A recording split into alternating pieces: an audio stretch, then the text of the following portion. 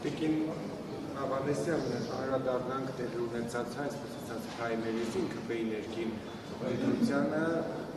ձեզ զարմացրեց ձեր հավաքածայինները վարկանիշով առաջատարներից եկան, որով ԿՊ կանայսից ամենաառաջինն էին, նաև ներքի շրջանակներում ասում են ինչպես է դա ստացվել, հեղափոխության ակտիվ մասնակցություն չի ունեցել, բայց նրանք ովքեր 2018-ից այդ իրադարձությունների մեջ են եղել, ավելի քիչ ստացել, ինչով է պայմանավորվում։ Նախ ես ասեմ, որ 2018 թվականին ես շատ ակտիվ մասնակցություն ունեցել եմ,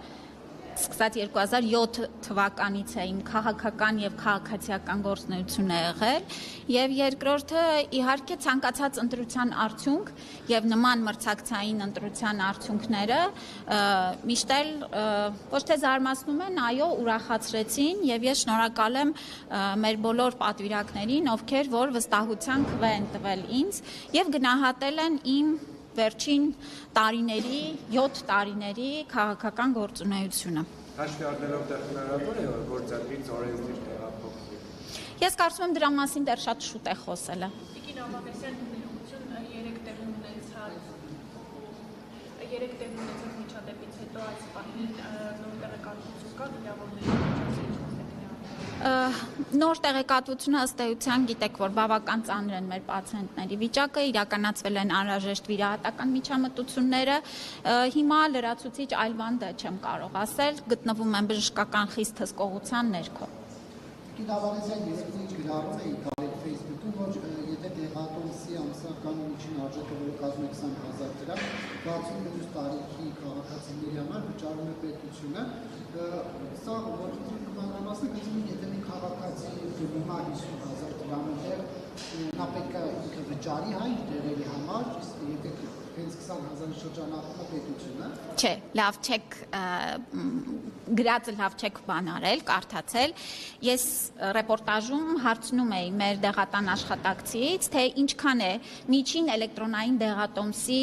արժեքը կազմում։ Այսինքն միջինում մեր 65+ քաղաքացիները, երբ որ մոտենում են դեղատուն, ինչքան կկազմեր այն գումարը, եթե նրանք իրենց գրպանից վճարեին, եւ մեր դեղագետը նշեց, որ այն միջինում 20,000 դրամ է կազմում, եւ ես էլ հստակ ուրեմն գրել եմ, որ ստացվում է մեր 65+ տարիքի քաղաքացիները, ովքեր նախկինում ամսական միջինը 20,000 դրամ ծախսում էին իրենց կենսաթոշակից դեղեր գնելու համար, հիմա չեն ծախսում եւ դրա դիմաց վճարում է պետությունը։ Բայց նույն ուրեմն ռեպորտաժում խոսում էինք նաեւ մի պացիենտի մասին, ով որ օրինակ մինչեւ 100,000 դրամի դեղորայք է ստացել ապահովագրության շրջանակներում։ Այստեղ գումարի սահմանափակման մասին չէր խոսքը գնում։ Ճիշտ եմ հասկանում, 65 տարիքի քաղաքացիները էլեկտրոնային եթե ունեն տեղատոմս գրած անվճար դրանք այդ պատվի շրջանակներում 65+ քաղաքացիները, գիտեք, հունվարի 1-ից պետության կողմից ապահովագրվել են եւ առողջության համընդհանուր ապահովագրության շրջանակներում դեղ օգտագործման մասը եւս ընդգրկված է եւ ցուցակը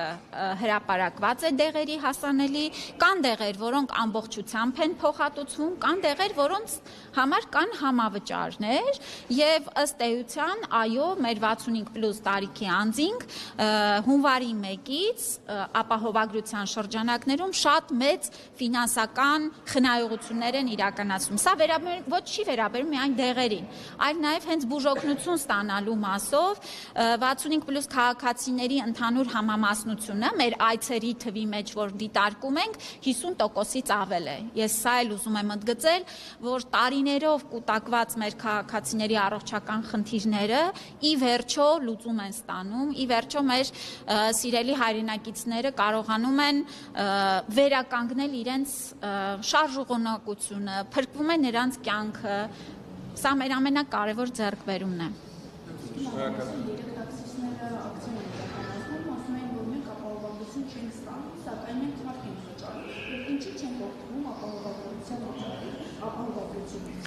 Ուրեմն տեսեք,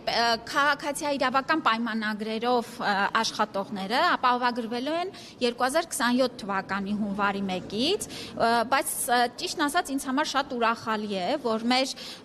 տաքսի ուրեմն վարորդները տեսնելով ապահովագրության այն կարևոր ձեռքբերումը, որը մեր այլ քաղաքացիներ ունեն, իրենք եւս հայտ են ներկայացրել, որ ընդգրկվեն ապահովագրության շրջանակներում։ Մենք առաջիկայում իհարկե կքննարկենք այս հարցերը եւ կհասկանանք ինչ հնարավորություններ ունենք ըստ էության մինչեւ 2027 թվականի հունվարի 1-ը նրանց եւս դիտարկելու։ Ձեզ